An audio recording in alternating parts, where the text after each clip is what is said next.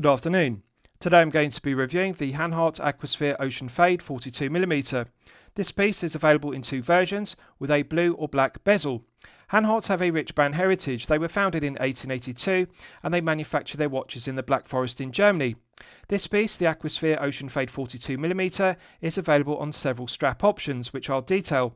On the blue fabric hook strap, the price is €1,490.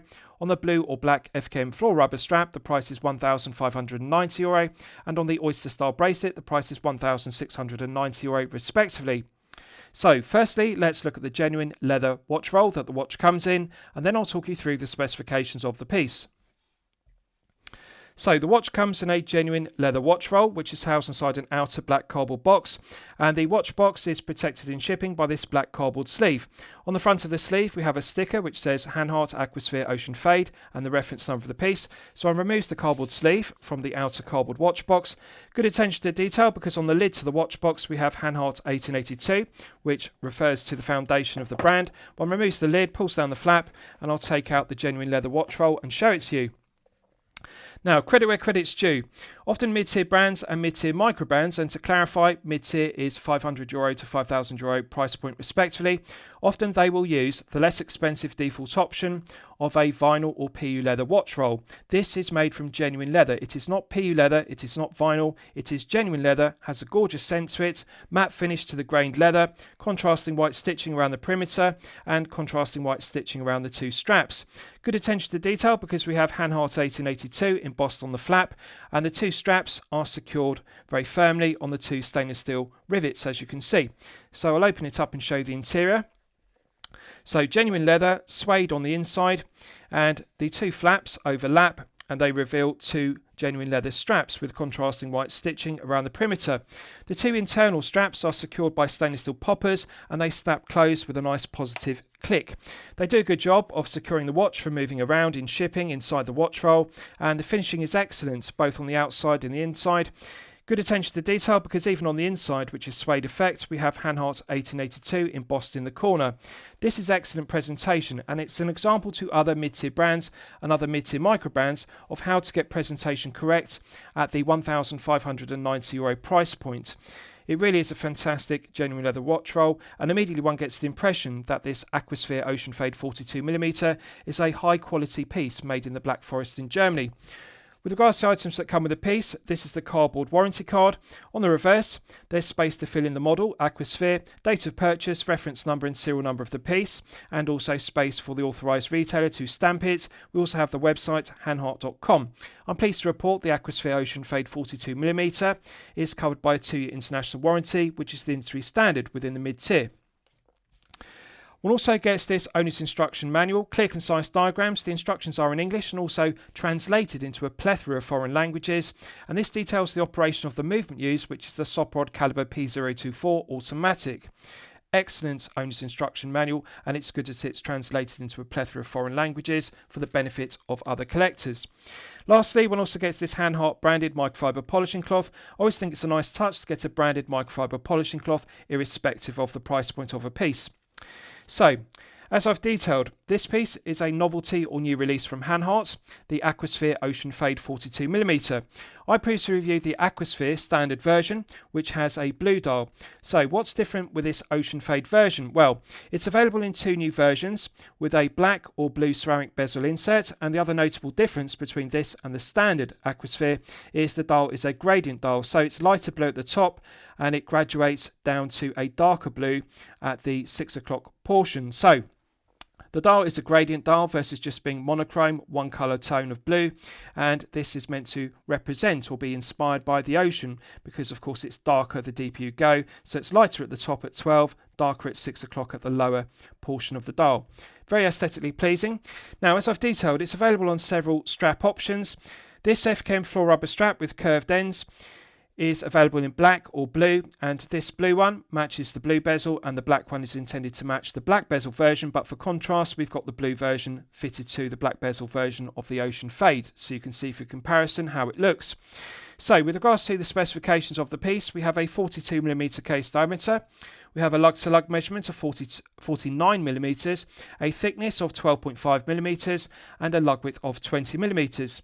The FKM floor rubber strap has curved ends and stainless steel inserts in the end links, which I'll show you, and it tapers from 20mm at the lugs down to the 2-button push deploying clasp. Good attention to detail. The 2-button push deployant is solid 316L grade stainless steel, and it's got gear tooth profiling to it, as you can see, with an anodized red marker which matches the iconic red marker used on the gear tooth bezel. And of course this is also inspired by other Hanhart pieces such as their chronograph pieces, the 415ES and 417ES for example, because they also have a red marker on the fluted bezels of those pieces.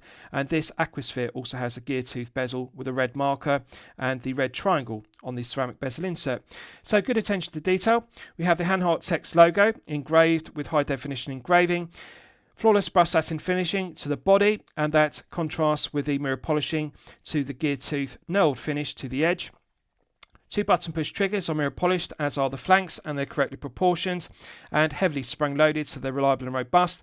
Excellent finishing to the interior, because you can see it says Pioneers Timing 1882, which refers to the brand foundation, and we have the Hanhart text logo engraved with high definition engraving. Flawless mirror polishing to the top side, underside and flanks to the internals of the 2-button push deployant.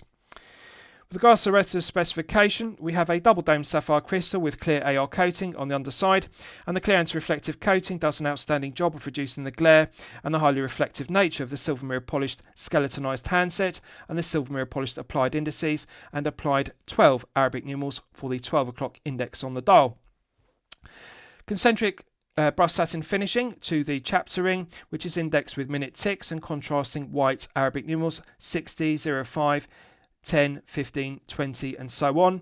Legibility is excellent. Now with regards to the dial, I'm just going to move the minutes hand out of the way and you'll be able to see it better, because I want you to look at the text on the dial at 6 o'clock. What I like about this dial is it's not overbranded with unnecessary text or specification.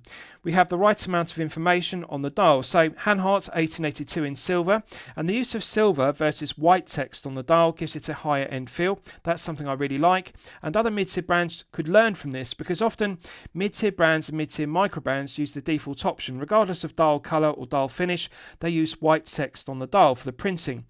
Hanhart don't do that, they use silver, and silver gives this piece a high-end feel. It looks more like a high-end piece, 10,000 plus euro level, versus a mid-tier piece at 1,590 euro respectively. So Aquasphere is in silver, Automatic is in silver, and then we have 30 ATM, which refers to 300 meters of water resistance. Just the right amount of information. 2 lines of text at 12, Hanhart 1882, 3 lines of text at 6 o'clock, Aquasphere, Automatic, 30 ATM. Perfect. Looks balanced, doesn't look too busy, doesn't look too cluttered. They've got it right. Now, it's a symmetrical dial which will appeal to purist Hanhart collectors, but however, subjectively one could be critical of this having no date complication, because it is powered by the Soprod caliber P024 automatic, which is a date complication caliber. And one could argue subjectively, well, it's a date complication movement used, why not use the date? For example, they could have cited a date window at 3 o'clock, which is the default position, alternatively 6 o'clock, and they could have used the date complication, because the date wheel is still present beneath the dial, and this does have a phantom date setting position, which is a negative. I think they should have used the date complication, because this movement does have a date, why not use it? Either side of the 6 o'clock index it says made in Germany, and they are right to be proud of that and right to print that on the dial. So to clarify, what we're looking at here is a made in Germany piece. This piece really is manufactured in the Black Forest in Germany. Unlike Swiss made pieces, often mid-tier pieces which have Swiss made on the dial at 6, it's simply a marketing ploy, because in reality what that Swiss made piece is it's a Chinese parts watch which is assembled in Switzerland using a Swiss caliber such as the SW200-1 or the P024, for example. And by assembling the Chinese parts into a watch in Switzerland and by using a Swiss-made caliber, that adds 60% Swiss value to the watch, and therefore it meets the minimum criteria under Swiss law to be able to have Swiss made printed on the dial, but in reality it's a marketing ploy. It's a Chinese part watch which is assembled in Switzerland. This piece is not a Chinese part watch. It is really made in the Black Forest in Germany, and the movement used really is a Soprod caliber P024 which is Swiss made, and they're right to print made in Germany like Swiss made because they are proud of it, and of course the brand is founded in 1882 in Germany, hence 1882 also printed on the dial. It has that brand heritage backing it up. So, as I've detailed, this Aquasphere Ocean Fade 42mm differs from the standard Aquasphere, which I previously reviewed, because it doesn't just have a monochrome blue dial, it has a gradient dial, which is very aesthetically pleasing. Quality of the mirror polishing to the applied indices and the 12 Arabic numerals at 12 are very good, and also the satin finishing, the luster to the chapter ring, which has a metallic finish which is reflective, is excellent. Quality of the printing of the text on the dial, quality of the minute ticks, quality of the Arabic numerals is excellent. The font is sharp and crisp, it's not too thick and blurry. The quality of the printing on this dial is stellar, it is high tier level. Make no mistake, we're not looking at a low tier or mid tier level dial execution. This is high tier level dial execution. The indices, the Arabic numerals, the printing of the text, the minute ticks are all 10,000 plus level of finishing. The hands are mirror polished to perfection, and they're faceted. They're not just flat syringe hands, they are faceted, and the mirror polishing is high tier level. Also good attention to detail because we have an arrowhead tip which is skeletonized, infilled with lume, and it is correctly proportioned because the syringe minute hand extends all the way to the chapter ring, which is correct. The hour hand, which is skeletonized, extends to the applied indices, and the red arrowhead tip extends to the chapter ring. So the hands are the right proportions and also the correct length, so looks right. With regards to bezel, it's solid 316L grade stainless steel, gear tooth profile, nice large mirror polished chamfer, which deletes the tips of the gear teeth, and good attention to detail because, as you can see, it's engraved and then anodized in red with the arrowhead anodized triangle around the, as an alternative to lume pip, we've got a lume triangle on the ceramic bezel insert. It's a fully lumed ceramic bezel insert. Now what I like about it is it's matte. Often ceramic bezel inserts have a glossy enamel black finish to them. The ceramic is very shiny and reflective, but this has a matte finish to it, which gives it a more vintage aesthetic or a tool watch aesthetic, because matte ceramic looks more like aluminium, but of course it has the added benefit of being harder and more scratch resistant than an aluminium bezel insert, but visually looks similar to an aluminium bezel insert, which is anodized. So they've engraved the ceramic with 15-minute ticks and also Arabic numerals, which are stencil fonts, and they've infilled the minute ticks and also the Arabic numerals with C1 GLX2 Superlume Nova, which we'll test in the lume test. Now the bezel is mirror polished to perfection, and also the gear teeth are mirror polished to perfection. No sharp edges, but it does feel grippy and tactile and correctly proportioned. The case is solid 316L grade stainless steel, longitudinal brush satin finishing to the tops of the curved lugs. We've got cutouts in the lugs which add interest to the flanks, and this is also making a refreshing change, because had they not used these cutouts in the flanks, this would look very slab-sided, because it does have tall slab-sided flanks. On the left hand flank we have a helium escape valve, which is unusual for a 300 metre water resistant piece. Usually helium escape valves are seen on 500 metre water resistant pieces, such as the Tudor Pelagos for example, and this is excellent to see this on a 300 metre water resistant piece. It enhances the specification. The cutouts are very aesthetically pleasing, and the flanks are brush satin finished, but the cutouts have a matte finish to the cutouts, and I like that textured finish. It adds interest but looks very aesthetically pleasing. Visually it breaks up the slab sides and actually makes it look more aesthetically pleasing. It looks thinner as a result. I really like the cutouts. I think more brands should use cutouts in the lugs.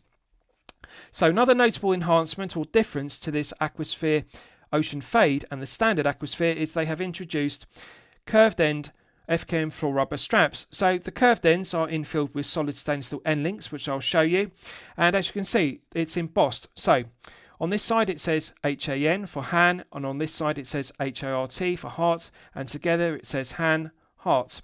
I think they've made an error here. I think they should have reduced the size of the text, and they should have embossed Hanhart on one side and Hanhart on the other side in the centre section. I don't think it looks as aesthetically pleasing having Han on one side and Heart on the other, but however this is subjective. Some collectors might like the large fonts used, the large text, and having Han on one side and Hart on the other to make Hanhart. But in terms of the quality of the FKM floor rubber, it's got a matte finish to it, nice blue tone, and the blue tone complements the gradient dial of the Ocean Fade. And it's very soft and supple, which is a pleasant surprise for FKM floor rubber. Now, to put this into perspective, FKM floor rubber is a compromise between silicone rubber, which is softer but not as durable, and natural rubber, or NBR, which is nitrile butadiene rubber, which are harder and more robust. Really, it sits between the two, between natural rubber and NBR nitrile butadiene rubber, and silicone rubber at the other end of the spectrum. FKM floor rubber really is the perfect balance, the perfect compromise, because it is more robust and durable long term with daily wear and tear than silicone rubber, which is softer but has a tendency to split and crack. And it's more soft and supple than natural rubber or NBR, nitrile butadiene rubber. NBR, nitrile butadiene rubber, is also used in the automotive and aeronautical industries because it is chemical, acid and ultraviolet light resistant. And of course it's suitable for gaskets and seals as a result in hostile environments due to the aforementioned properties. It's also suitable as a material for watch straps because of course it's very durable and robust, and it is chemical, acid and ultraviolet light resistant also. So nitrile butadiene rubber is often used in watch straps if you want durability, but FKM floor rubber isn't as hard and therefore it's more soft and supple. So benefits is this strap is not going to require any breaking in. Yes, it does feel stiffer than a silicone rubber strap. It does feel not as stiff as natural rubber, and it's not as stiff as NBR, nitrile butadiene. So it really is the perfect compromise. Smooth on the top side, smooth on the underside, despite the embossing of Hanhart. Now, there are plenty of holes in it. To clarify, this will fit from a minimum 6-inch wrist size up to a maximum 8-inch wrist size, which I'll show you in the wrist shots. And we have a 2-button push-to-point clasp with an anodized red marker, and it's got a gear tooth profile to it as per the bezel, and that does add continuity to the design. So, let's test the bezel execution. 60-click unidirectional bezel. Now, this may come as a surprise to you, and subjectively I'm going to be critical of it because in 2025 the industry standard is now 120-click unidirectional bezels for dive pieces. Early dive pieces from the 1960s and 1970s predated the use of unidirectional clicking bezels, 60 and 120 respectively, so they had bidirectional friction bezels. Then from the 1980s onwards through the 1980s and 1990s, 60-click unidirectional bezels became the industry standard. And then from the late 1990s through to the 2000s, 120-click unidirectional bezels then became the industry standard. And of course now in 2025, that is now the contemporary standard. So it's rather unusual to see a 60-click unidirectional bezel used on an Aquasphere like this, made in 2025, but we'll test it nonetheless. So 60 clicks, they feel heavier, loud audible clicks. In terms of resistance, it feels very similar to a Seiko 5KX. It's got that firm resistance. Now, it doesn't feel rough or gritty, but it doesn't feel as smooth and refined as a 120-click unidirectional bezel. The action feels lighter than on a Steinhardt Ocean 139, which is very firm. Feels more balanced. Medium firm, more like a Seiko 5KX. Does feel satisfying. Nice loud audible clicks. One can hear the click spring engaging with each of the 60 grooves in the underside of the solid stainless steel bezel, so it sounds good. Feels heavier, does feel robust, does feel reliable, but just doesn't feel as smooth and refined. Now, it doesn't feel rough or gritty. It feels even all the way through the 360 degrees of rotation. It doesn't get heavier or looser. That's the benefit. No lateral side-to-side play, which is good, feels tight. No back play, feels nice and tight, so that's the good thing about it. But it just doesn't feel as smooth. And if you're used to 120-click unidirectional bezels, this will come as a surprise to you and you may dislike it. I personally prefer the refinement, the smoothness of 120 clicks, but this is subjective. Some collectors might like the more vintage aesthetic or the vintage feeling of a 60-click bezel because it's more like a piece from the 1980s, for example. But I prefer the modern day standard. So let's just check the alignments. One more click. Perfect. The red marker and red anodized triangle around the red Lume triangle perfectly aligns with the 60-minute mark on the chapter ring and the 12 o'clock applied Arabic numerals as an alternative to indices. Excellent. So medium firm resistance, even through the 360 degrees of rotation, no lateral side-to-side play, no back play, perfect alignment. It is excellent. I'd just like to see a V2 version of this Aquasphere Ocean Fade 42mm with 120 clicks. That would refine it. It would improve it. So let's test the screw down crown execution. Gear tooth profile, which is correct. Now I want to give credit to Hanhart here because often mid-tier brands and mid-tier micro brands get this fundamental error. And what I'll clarify about it is, for example, with a scalloped bezel, often they'll use a coin edge bezel or a gear tooth bezel, and there's a clash. Scalloped bezel should use a knurled crown, and with a gear tooth bezel, it should use a gear tooth crown. With a coin edge bezel, it should use a coin edge crown. For continuity, the bezel and crown should match. Hanhart have got it correct because we've got a gear tooth profile to the bezel, which is mirror polished. That matches the gear tooth profile to the polished crown. There's not a clash. For example, it's not a scalloped bezel with a coin edge crown, and it's not a coin edge bezel with a knurled crown, for example. The match is there. Gear tooth bezel, gear tooth crown. Correctly proportioned. Crown guards are also angular and correctly proportioned. Beautiful luster to the brushed satin finishing. The crown is large enough to be grippy and tactile. It's easy to get good purchase with your index finger and thumb, but it's not too large. So when you flex the wrist, the crown doesn't dig into the back of the hand. That's the benefits. So let's test the execution. The screw-down crown provides an effective hermetic seal to 300 metres, which is strong specification. Feels silky smooth.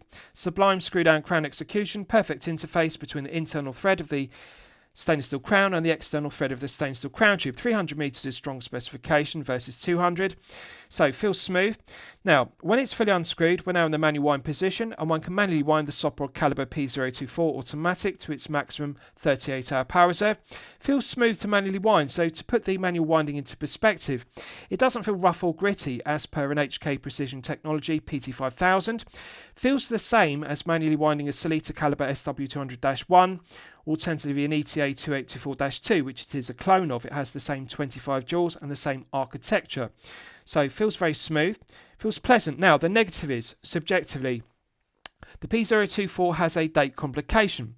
Unfortunately, they haven't utilised it because we don't have a date window at 3 o'clock or 6. This does still have the date wheel present, and it does still have the date complication present. So pulling it out to the first click is actually the quick set date complication.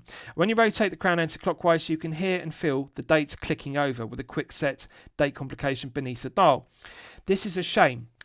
The SW200-1 is available in two versions, SW200-1A, which is the date version, and SW200-1B, which is the no date version. Sellita delete the date wheel and date complication, and therefore delete the phantom date setting position. I would have preferred Hanhart to use the SW200-1B, without the date complication, without the phantom date setting position. Unfortunately, it's a characteristic of the P024, it doesn't have that option, A and B. Both the P024 only is available with a date window, a date complication, date wheel. So problem is it always has the phantom date setting position. We've got that extra click. That's the disadvantage of the P024 versus the SW200-1B. Alternatively, they could have simply cited a date complication, a date window at 3 or 6, and used the date wheel because it is there beneath the dial. But there we are, that's just the way it is. Pulling it out to the second click position hacks the movement. So if you look at the skeletonized arrowhead tip, you can see it's now stopped dead, so therefore it's possible to set the time precisely to the second with a Soprod caliber P024 automatic. So we're now in the time setting position. Feels smooth, doesn't feel rough or gritty, doesn't feel too stiff. One can feel the meshing of the gearing. Now, in terms of how it feels, there's no discernible difference between the P024, the SW200-1 and the ETA 2824-2, which it is a clone of. The architecture is the same and it feels exactly the same. Minimal backplay. When you rotate the gear tooth crown, there's an almost immediate response to the syringe minutes hand. You don't have to take up a lot of slack, a lot of backplay. The meshing feels good, so I like it. It feels reliable and robust, doesn't feel too stiff, doesn't feel too tight, but it feels solid. So, pushing it back in, it's got a nice positive click, and that restarts the skeletonized red arrowhead tip to the second hand. You can see it begins to sweep around the dial with a characteristic smooth 4Hz sweep. This is something I like about 4Hz movements that run at 28,800 vibrations per hour versus the stutter or judder of a 3Hz sweep of a movement running at 21,600 vibrations per hour, such as the NH35A, for example, which you'll all be familiar with. 4Hz gives a nice smooth sweep versus the stutter or judder to 3Hz. That's the point I'm making, and that's something I like about the P024. So let's test screwing the crown back down. Instant thread pickup. There's a perfect interface between the internal thread of the stainless steel crown and the external thread of the stainless steel crown tube. Silky smooth, sublime screw down crown execution. Feels refined. If I had to choose one word to describe it, it would be refinement. Excellent. Feels grippy and tactile, easy to get purchase on. The gear tooth profile looks aggressive, but it's not sharp, and I like it. I like the proportions of it. They've done a good job of it. So let's look at the case back. Now, this is disappointing. Just bear with me. I'm going to open up this strap because I want you to see it. What they've done is they've used a forged caseback. Just bear with me, I'll get the camera to autofocus on it. They've used a forged caseback. What that means is this is hydraulically pressed versus being engraved. Now, the positive, the benefit of it being forged is that it doesn't have roughness to it. Had they used engraving to the embossing with a matte speed blasted background, this would be rough. It would feel sharp if it were this high definition. The benefit of this ocean floor design is that it feels smooth. They've done a good job of the matte bead blasting background and of the mirror polishing, but there's no Hanhart logo, there's no Aquasphere.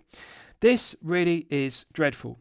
And of course this is subjective. Some collectors might like this design, which is artistic, the ocean floor. And of course this is meant to be a dive piece, the Aquasphere Ocean Fade. But what I would prefer to see is this deleted and simply have the Hanhart logo with Aquasphere on it.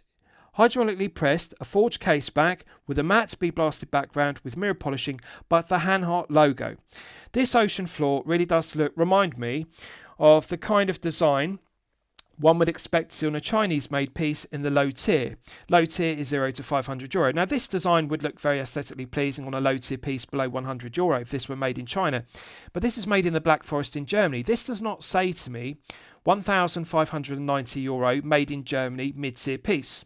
This says to me low tier Chinese made piece below €100. That's the kind of design we're looking at.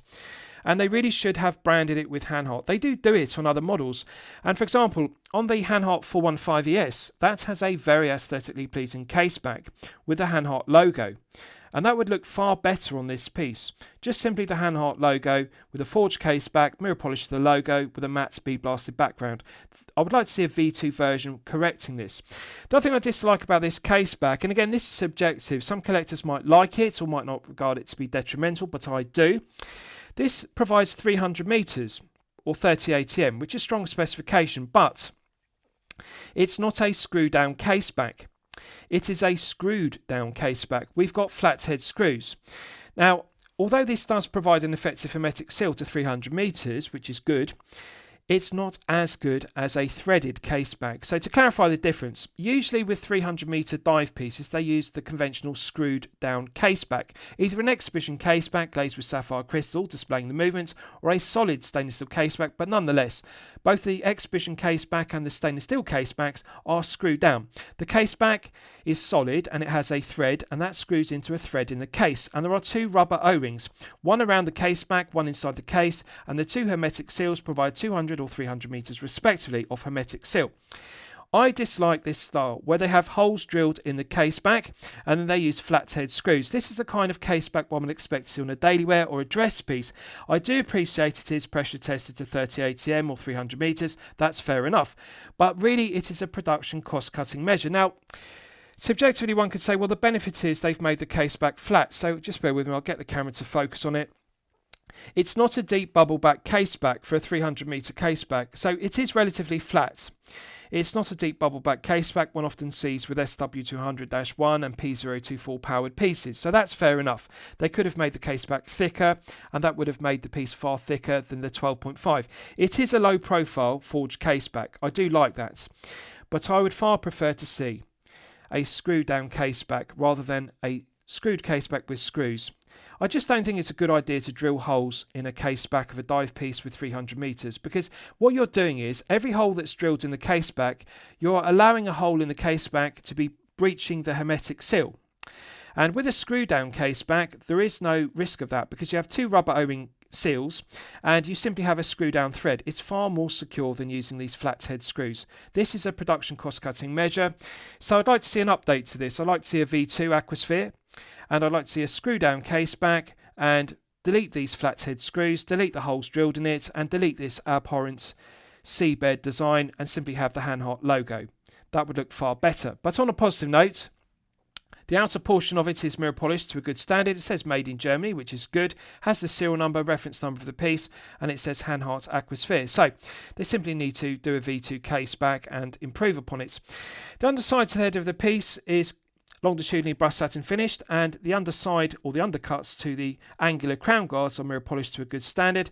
Nice large bevels on the undercuts to the flanks, and they delete the sharp edges, and the curved profile to the cutout flanks is good because there are no sharp corners to the tips of the lugs. Now, on a positive note, FKM floor rubber strap has Hanhart embossed, which is good. I like it on both the buckle and see the point side and also the other end. You can see it has Hanhart embossed. Now, I'm pleased to see quick release stainless steel spring bars, which is good. Now, just bear with me. I'm going to actually show you a detail which I haven't seen on FKM floor rubber straps before. So I need to remove my glove to engage my index fingernail and thumbnail with the quick release stainless steel spring bars. Now, first time I've seen this. They've added inserts which are solid stainless steel, rather like stainless steel end links in a bracelet, and this reinforces the end of the FKM floor rubber strap. However, I don't think this is beneficial. Now, the reason why I think it's not beneficial is because when you're fitting this rubber strap to the head of the piece, which I'll actually do, it actually makes the curved end of the FKM floor rubber strap very stiff because, of course, you can't compress the curved end because it's got this curved profile to the end of the strap. And the problem is it therefore makes it difficult to engage. Now, just bear with me. I'll do it on camera, which is going to be fiddly because I'm wearing a glove. You have to really push in hard the strap. Now, it does engage because what they've done, and credit where credit's due, it is well designed. They've put these tabs, just bear with me, I'll get the camera to autofocus on it. On the underside of the curved end FKM floor rubber strap, you've got these tabs, and these tabs help you locate it. I'll just put my glove back on and continue. So it's well designed, the location is good, but the problem with these stainless steel end links, or inserts if you like, is it prevents you compressing the curved end of the FKM floor rubber. Now, with conventional curved end FKM floor rubber straps, when you press in the curved end, it compresses because it's soft, it's rubber. And of course, it's easy to press it in hard, and what that helps the spring bars do is engage in the holes. Because you've got these stainless steel inserts, you can't compress it. So you've really got to get the alignment perfected. When you push it in, you've got to really push it in hard. And you've got to check that those spring bars, the ends of them, are actually engaged, because sometimes, as you can see, this is the problem. It's not engaged. Now, it's deceptive because you think that it is engaged, but the spring bar has now come loose. So I now have to engage it again. I'll try and do it with my glove on to save taking it off. Yes, I can do it. So you've got to fiddle with it, and you've got to manipulate it. And again, this is hard because the stainless steel insert means the FKM curved end doesn't flex. So you've got to try and twist it in between the lugs and try and manipulate it and confirm, has the end of the spring bar actually engaged in the lug, yes or no? Now it has, which is good. But I don't like it. I think there's no need for a stainless steel insert inside an FKM floor rubber strap. A plethora of brands are using curved end FKM floor rubber straps, and they don't use these stainless steel inserts, and the quick release spring bars do not accidentally come out of the lugs. They're able to locate inside the lugs simply by the curved profile of the FKM strap. Yes, the tabs on the underside are good. They are beneficial for locating it. But really, all these stainless steel inserts do is they add additional heft to the piece, and they make this piece 129 grams. It's not excessive, it's not above the 150 gram sweet spot on the oyster style bracelet, that's fair enough, but it just makes this piece more top heavy than it needs to be. They're adding extra meat, extra stainless steel to the head of the piece, which is unnecessary. It's not beneficial. It does not make this FKM floor rubber strap more reliable, more robust, more durable long term with daily wear and tear. Standard FKM curved end rubber strap would have sufficed. But there we are. That's what they've chosen to do. I think they've made a mistake. They've just added heft to the piece, and I think they could have reduced it, which would have enhanced comfort level and feel good factor. Now, this FKM floor rubber strap does fit a 6 to 8 inch wrist, but it's a tight fit to get it across my hand. So just bear with me. I'm going to remove my Concord 40 and I'm going to get it across my hand. As you can see, it's a tight fit across my hand, but it does actually fit an 8 inch wrist. So I want to do a wrist shot and show you. Now, this is on its maximum extension. The other negative, or one could subjectively say they've made a mistake here, or they've missed an opportunity here, is there are 2 pins, and the 2 pins are like rivets. They engage very well with the holes in the strap. That's the benefit. 2 is obviously better than 1. The problem with them being pairs is that you can't use the last hole in the strap because they have to be inserted in pairs side by side. So when you get to the last hole in the strap, you can't actually engage it in this deployant because there are 2 pins going through. You need to engage the pair. So you can only use the second last hole as your minimum. You can't actually use the last hole in the strap. This would be better, more beneficial if it had a single pin, then you could use the final hole in the strap rather than the second from last. But nonetheless, on the second from last, I can just do up the deployant. Now, this is its absolute maximum. I can slide an index finger beneath the deployant and the strap at all times. That's the benefit. So there are enough holes in it to size this down to a minimum 6-inch wrist size up to my maximum 8-inch wrist size, as you can see. But that is the absolute maximum with the 2 pairs of holes in the second from last hole. As I've detailed, this would look more aesthetically pleasing if it had Hanhart text, moulded or embossed, rather than having Han on one side and Heart on the other. One could consider this to be an error or a missed opportunity. Hanhart in smaller text would look better on the 6 side and the 12 side, but this is what they've done. Now, in terms of wrist presence is good, as one would expect. 42mm, it does dominate the wrist. Straight away I will say, if you have a smaller 6 to 7-inch wrist, 42 will be too large, too much wrist presence, and of course the 49 lug to lug is 1mm above the sweet spot of 48. You'll know this from my previous reviews. 48mm lug to lug is the perfect sweet spot. The reason why 48 is the industry standard and the perfect sweet spot is because 48 fits 6 to 7-inch wrists and 7 to 8-inch wrists respectively. At 49 it's 1mm too long. It's okay on my large 8-inch wrist. As you can see, we don't have large overhang on the tips of the curved lugs, which have cutouts. But on a 6 to 7-inch wrist, this is going to be far too long, far too much overhang. It really is only suitable for a 7 to 8-inch wrist and ideally an 8-inch plus wrist size like myself. But wrist presence is good if you like pieces with meat on wrist, if you like a feeling of heft. 129 grams is good, but they could reduce this by 5 to 10 grams simply by deleting the solid inserts or solid stainless steel end links which they've inserted inside the curved ends of the FKM floor rubber strap. They're not beneficial, they just add heft to the piece and make this piece feel top heavy. Does feel balanced, the taper is correct, 20 tapering down to the deployants, but I think they've missed an opportunity again here. This deployant is bulky. You can see it sticks out from the wrist, it's very thick. This is too thick. They should have just simply used the buckle and tang. What they've done is they've added a 2-button push deployant to try and give this a more high-end feel. Deployant clasps are good on dress pieces and daily wear pieces on leather straps, for example. They enhance the piece. They give it a more high tier level, a 10,000 plus euro level quality. But on a dive piece, do they enhance the functionality? Do they enhance the feel good factor? Do they enhance the comfort level? The truth is no, they don't. This just adds additional heft, it adds bulk, and it sticks out far too proud, as you can see. Even on my large 8-inch wrist, the curvature is okay, but it's very thick.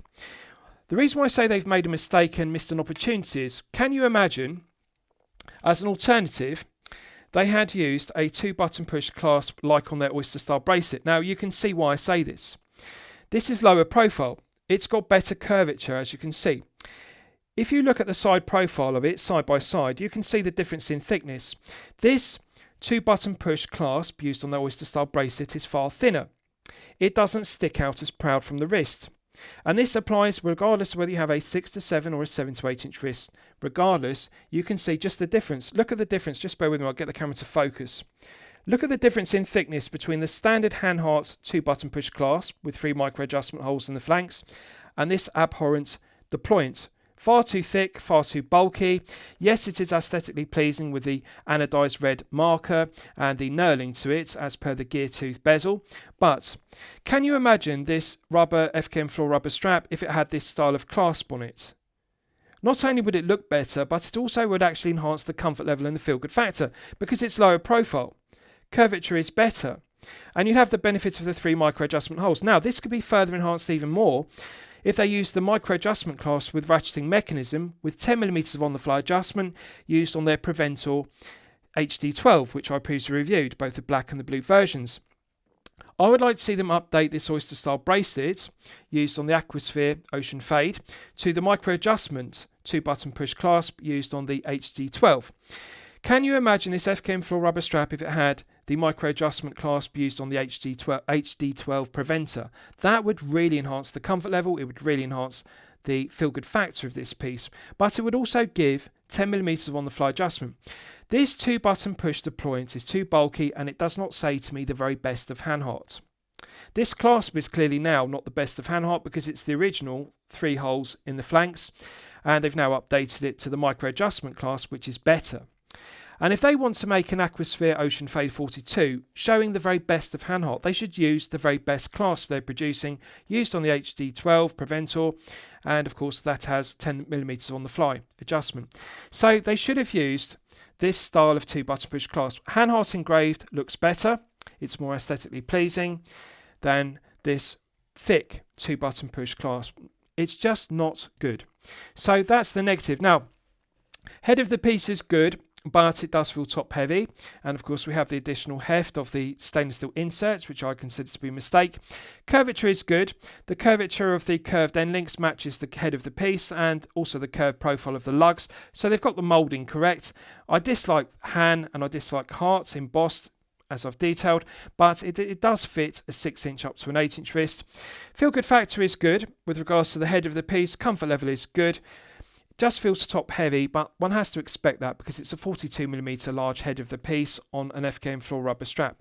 This bulky clasp doesn't balance it. It's just dreadful. I dislike it. That's the honest truth. So just bear with me. I'll get it across my tight hand, and then I'll put back on my Concord 40, and then I'll put my glove back on and continue. Now I want to show you the oyster style bracelet, which is fitted to the Aquasphere I previously reviewed, and also comes fitted to this Aquasphere Ocean Fade 42mm version. Now, I'm going to be critical of it because they haven't updated the clasp. This has the early version clasp they were using on a plethora of their watches, and as you can see it has 3 holes in the flanks. This could have 5 micro adjustment holes in the flanks. That would be beneficial because 3 is the minimum. And the other thing they could do is add a half link on the 6 o'clock and a half link on the 12 o'clock side of the oyster style bracelet, because sometimes adding or subtracting one full link from an oyster style bracelet doesn't give the desired fit. The bracelet feels too tight or too loose. A half link on the 6 and a half link on the 12 side is beneficial because adding or subtracting a half link can perfect the fit. The other benefit is, if you need to centralise the clasp, you can remove a half link from the 6 and a half link from the 12 rather than the clasp being off-centred. So, as an alternative to half links, they should simply update this with the micro adjustment clasp used on the Preventor HD12, as I've detailed. But let's look at the clasp and bracelet anyway. Beautiful lustre to the body, Hanhart's engraved with high definition engraving, 2-button push triggers are deburred and chamfered well. Now, there's a glaring, embarrassing error, and I'm going to clarify why I say it's an error. If you look at the clasp, Hanhart is engraved the correct way up. That's good. When you open it, you can see stainless steel is engraved upside down. It's inverted. It's the wrong way up. The Hanhart's quality control inspector should be flagging this. He shouldn't pass this clasp. He should address this and say, well, stainless steel is upside down. We can't pass this. They need to invert the engraving the right way up, because it doesn't make sense. If you have Hanhart engraved this way up, the correct way, and you open it, then stainless steel should be the same way up. But it's not. It's inverted.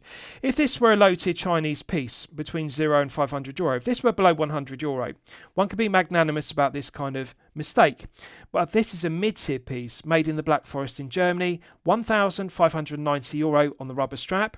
On this oyster-style bracelet, it's even more expensive. It's €1,690. Now ask yourself this. Does an upside-down stainless steel engraving say to you mid-tier piece made in Germany? Does it say to you €1,690? No, it does not. This is embarrassing. Hanhart's really need to get the fundamentals correct, but let's test the hinge pins anyway. Left-hand hinge pin articulates freely, doesn't feel stiff or kink. That's the benefit. Doesn't have excess play. Centre hinge pin articulates freely, doesn't feel stiff or kink. That's the benefit. Doesn't have excess play. Finally, right-hand hinge pin articulates freely, doesn't feel stiff or kink, doesn't have excess play. So that's good. Beautiful lustre to the top side, underside and flanks to the brush satin finishing. Centre section doesn't have sharp corners, so they've deburred and chamfered it good. Snap shut with a nice positive click.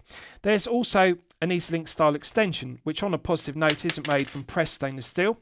It's made from solid milled stainless steel. This is rather like a Rolex EasyLink style extension, providing 5mm. This provides 10.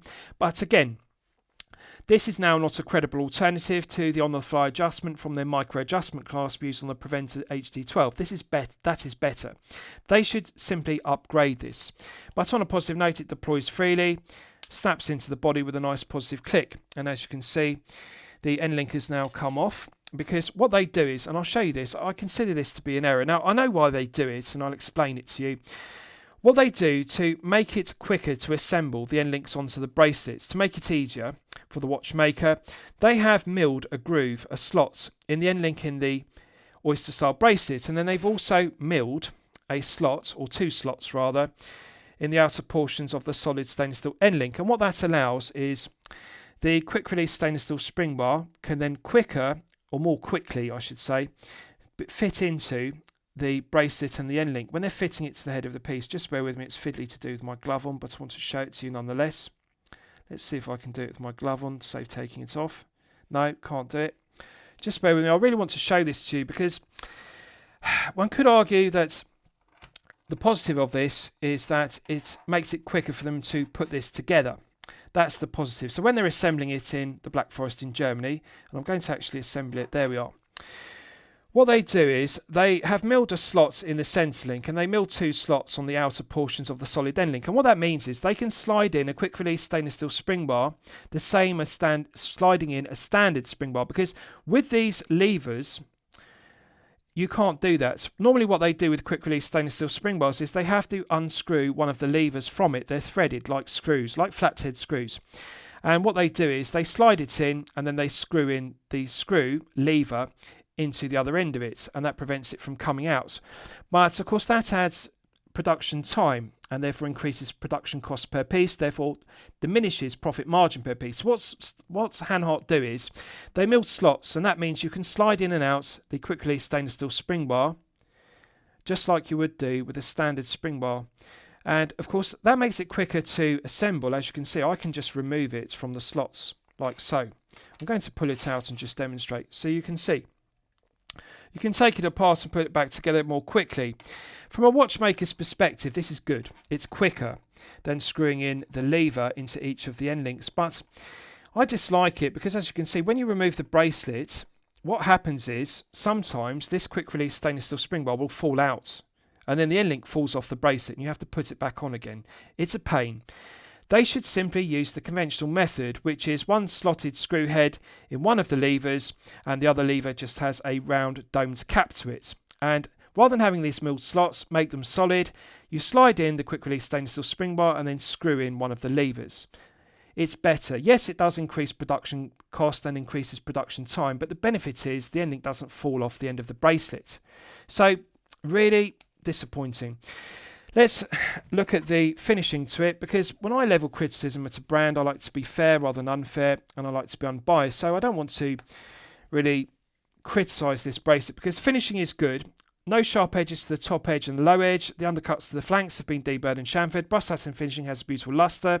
Yes, the bracelet on the top side, underside and flanks has beautiful lustre to it. Articulation. Articulates freely, doesn't feel stiff or kink. That's the benefit, doesn't feel stiff, but doesn't feel sloppy, doesn't rattle, doesn't pull arm hairs, doesn't have sharp edges to the top edge and the low edge of the flanks, doesn't scratch the wrist. Articulates freely, doesn't feel stiff or kink, doesn't rattle, and we've got 1.2mm screw pins, which is good, rather than the cost-cutting measure of push pins using split pins or pins and collars. The end links articulate freely, don't feel stiff or kink. They're not sloppy, which is good, and we've got quick release stainless steel spring bars, which are beneficial because that negates the need for a spring bar tool if you want to exchange the FKM floor rubber strap. Again, end link articulates freely. It's come out again. This is the problem with them. They really are a pain because unless they're fitted to the head of the piece, they have a tendency to slide out. But I want to show you the articulation, just bear with me. So, end link articulates freely, doesn't feel stiff or kink. Doesn't have excess play, that's good. I think they should revert to using standard solid end links without these slots because you can see the problem. Falls out, end link falls off. Dreadful. But there we are, that's the way they do it. Right, so let's do a lume test. and we'll see how the Lume performs when it's charged up to the absolute maximum. So as always, I'm going to use my 100 UV LED torch. So as an alternative to C3 and BGW9, which are the two industry standards, green or blue superluminova, Hanhart's use C1 GLX2. So C1 is a lighter green tone to C3, and the GLX2 adds potency to the exciter. It makes it whiter. So the C1 GLX2 is whiter green than standard C3. So the ceramic bezel insert is fully lumed, as are the indices and the Arabic numerals at 12 on the dial, and also the handset, which is skeletonized syringe hands. Right, so that's now fully charged, and as you can see, it has not disappointed. So in daylights, we've got a perfect colour tone match. The ceramic bezel insert superluminova looks white on the ceramic bezel insert, also looks white on the dial, also looks white on the skeletonized hands. In the dark, there's a good colour tone match between the green on the bezel, green on the dial, green on the hands. We are clearly looking at 5 to 6 layers. Potency of the exciter looks good. And using C1 is good because by mixing it, just bear with me and I'll charge it again because the camera's struggling to autofocus on the bezel. By using C1 GLX2, you add potency to the exciter but also increase the longevity, how long the lume glows. Now, had they used green C3, it would have been slightly darker. Credit where credit's due. They've done a good job of engraving and inlaying the triangle as an alternative to a Lume pip at 12 o'clock, the 15-minute ticks, the Arabic numerals, which are stencil font, and the other hour markers on the ceramic bezel insert. There's good depth. We're looking at 5 to 6. That's fair enough. Arabic numerals at 12 are good as an alternative to applied indices. They're also stencil font, which matches the stencil font on the ceramic bezel insert. The indices have perfect symmetry because it's a symmetrical dial versus asymmetrical. There's no date complication. Now, you can see on the ceramic bezel insert, the lume is fading faster. The C1 GLX2 is fading faster than on the dial and hands. What that tells me is we're looking at 3 to 4 layers of application on the ceramic bezel insert versus the 5 to 6 on the dial and the 5 to 6 on the hands. You can see initially the potency of the exciter looks exactly the same brightness. But if you allow it exponentially in time to fade, you can see the ceramic bezel insert is fading quicker than on the dial and the handset. I think they could engrave the ceramic bezel insert slightly deeper and infill an additional 1 to 2 layers to bring it up to 5 to 6, because I think we're looking at 3 to 4 here. I don't think this is 5 to 6 on the ceramic bezel insert. We have got 5 to 6 on the dial and hands, which is good, but they could improve the ceramic bezel insert. It's okay. As you can see, initially it glows brightly, but then the bezel insert begins to fade quicker than the dial and hands. What I like about it is we've got one bar across the hour hand, which is skeletonized, and the syringe minute hand doesn't have that bar. So one can immediately differentiate between the shorter minute hand and the longer syringe. The shorter hour hand and the longer syringe minute hand. So they've done a good job of the dial and the hands, but I just think the ceramic bezel insert needs additional 1 to 2 layers. It's okay on the bezel, stellar performance on the dial and hands. Right, so let's discuss the movement use because it's one of my favourite aspects of the piece. So as I've detailed, this is powered by the Sobrod caliber P024 automatic, which is Swiss made. It's been in service since 2020, so at this stage in 2025 it's reliable, well proven workhorse Swiss caliber. The P024 is a clone of the ETA 2824-2. It has the same architecture and the same 25 joules rather than the 26 joules of the SW200-1, which is also a clone of the aforementioned. It runs at 28,800 vibrations per hour and a frequency of 4 Hz. And the benefit of 4 Hz is it has a nice smooth sweep, which is aesthetically pleasing versus the stutter or judder of a 3 Hz sweep, as I've detailed. Hand winding and hacking are used for complications, and they work well, as I've demonstrated. It has a quick set date complication, and subjectively one could consider that to be a negative because we don't have a date window. This is a no date piece. And as I've detailed, my argument is this has a date wheel beneath the dial, it has a date complication, why not use it? This could have a date window at 3 or 6, this could be a date complication piece. It would be beneficial. They've chosen a no date symmetrical dial for aesthetic reasons, but the negative is the P024 has a phantom date setting position as a result. I dislike 2 clicks on the crown. I would prefer no date pieces not to have a phantom date setting position. They could have used the alternative, the SW200-1B, rather than the A version, which is the date version as I've detailed. The B version is the no date version. That would delete the phantom date setting position. But for some reason, Hanhart have switched over from using Salita SW200-1s to using the Soprod P024 in their pieces, presumably to reduce production costs per piece and therefore maximise profit margin per piece. That's the negative. Phantom date setting position. So 38-hour power reserve is perfectly acceptable. Now, the stated accuracy of the P024 is plus or minus 7 seconds per day. Hanhart are doing a good job of regulating the P024s they're using in 5 positions. And this one is running consistently at plus 2 seconds per day. Plus 2 is well within the stated plus or minus 7, so that's good. Plus 2 is actually within chronometer grade accuracy of minus 4 to plus 6. So it's good they're regulating the calibers in 5 positions to chronometer accuracy, which exceeds plus or minus 7, the stated accuracy. Plus 2 is very accurate. And with regards to reliability, build quality, materials and finishing, there's no discernible difference between the P024 and the SW200-1 and the ETA 2824-2. They are a level above the PT5000 in terms of reliability, so that's good. And I like the P024. 5 years of service since 2020, no reliability issues reported.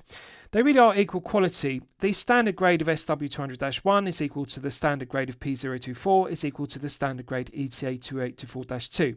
There is no discernible difference. Build quality, quality control, materials, finishing and accuracy are equal throughout. So I like it. It's a correct choice at this price point, €1,590 on the FKM floor rubber strap. So lastly, I'll summarise the piece. What do I think of it overall? Well, when I'm considering reviewing a watch on my channel, the watch meets 2 criteria. It should be both excellent quality and excellent value at the respective price point. So I'm going to base my valuation on this FKM floor rubber strap version, which is €1,590, and then I'll do the same with the Oyster bracelet version, which is €1,690. There's a €100 price difference between the FKM floor rubber strap version and the Oyster style bracelet version, respectively. So 1,590. Yes, this is good quality. The value is okay. I'm not going to say good or excellent value because this does have the shortcoming of the ceramic bezel inserts. It just doesn't say to me 5 to 6 layers as I've demonstrated in the Lume test. The other thing is phantom date setting position. One could be magnanimous. If this were a low tier piece between €0 and €500 and it had a phantom date setting position, I would say, okay, one has to be realistic and be magnanimous. There will be some cost cutting measures.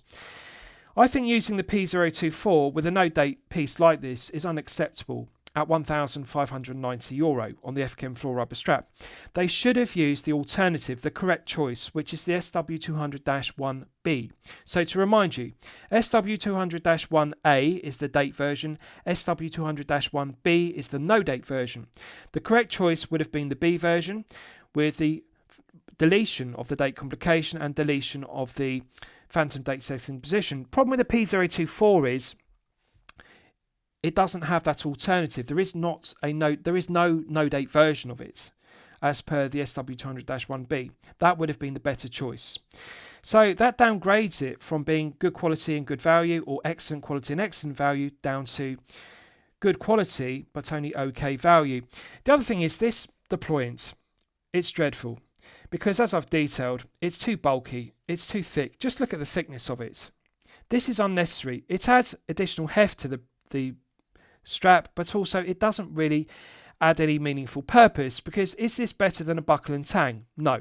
The truth is a buckle and tang would be lower profile and also enhance the comfort level and feel good factor and also reduce the heft. Really, I think they've made a mistake using a deployant on a dive piece. It's far too bulky. The other thing that downgrades this piece, and I'm just going to undo the strap to show it to you again to remind you, this abhorrent caseback with this seabed design. It should say Hanhart. It should say Aquasphere. This is sterile. It just is a design. And really, this does not say to me mid-tier piece made in Germany, 1,590. This says to me Chinese-made piece, low tier, below €100. That's the kind of design one would expect. Also, drilling holes in the case back and using flathead screws rather than a screwed-down case back. This is a production cost-cutting measure. Again, this does not say to me mid-tier, made in Germany, 1,590. These are the things that downgrade this piece. The deployant clasp, the 3 to 4 layers of C1GLX2 Superluminova on the bezel insert, and this dreadful abhorrent deployant. It really downgrades it. So I can only say good quality and I can only say OK value. So let's do the same with the oyster style bracelet. Now just bear with me and I'll pick it up. Now again, this downgrades it because they have updated this clasp. We now have the micro adjustment clasp with ratcheting mechanism and 10mm on the fly adjustment as used on the Preventor HD12, which is stellar. I really like that clasp. This needs to have it at 1690 because my argument is you can't have that better micro adjustment clasp on a less expensive piece in the Hanhart collection. The Preventor HD12 is less expensive than this Aquasphere Ocean Fade 42mm. It's under 1690. So what they've got in their collection is a less expensive Preventor HD12 with a better clasp than this more expensive Aquasphere Ocean Fade 42mm at 1690. It's a contradiction. How can you have a more expensive piece with a lower quality clasp? The other problem is, as I've detailed and I've shown you, these milled slots in the end links, they need to change this because the milled slots, yes, it does make it easy for the watchmaker to assemble it quicker and reduces production time and production costs, but for the collector, for the person buying this piece and using it, if you're going to be exchanging this strap, you don't want the quick release stainless steel spring bar to fall out of the slot. And I'll just show you on camera, you can see the problem. When you take this off the head of the piece, the quick release levers, they don't lock in, so the problem is they can slide out like so, and then the end link falls off. It's dreadful. It's good for the watchmaker, but the truth is it good for the collector? Is it good for the end user, the person that's going to be wearing this piece and exchanging the strap for the bracelet? No. These are the kind of fundamentals they're getting wrong. And last of all, above all else, the glaring error, which I'm going to remind you of, because this is dreadful. Hanhart is the right way up. When you open it, stainless steel is upside down. This does not say, above all else, made in Germany, €1,690. This is dreadful. This is really embarrassing. It's a glaring error. The quality control inspector should not have passed this. An upside down stainless steel engraving. All these things add up. And unfortunately, I can only say it's good quality, but I can't say it's excellent quality, and I can only say it's okay value. I can't say it's good or excellent value at this price point. 1,590 on the FKM floor rubber strap or 1,690 on the oyster style bracelet. I'd like to see a V2 version, and I'd like to see Hanhart update it and address the QC issues or the build quality issues I have highlighted. So I hope you've enjoyed my review of the Hanhart Aquasphere Ocean Fade 42mm. Please feel free to post your own comments below the video. Thank you for watching.